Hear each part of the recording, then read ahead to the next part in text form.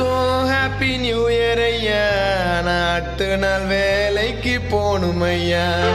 2ஆம் தேதி ஆனால் ஓணுங்க ஐயா.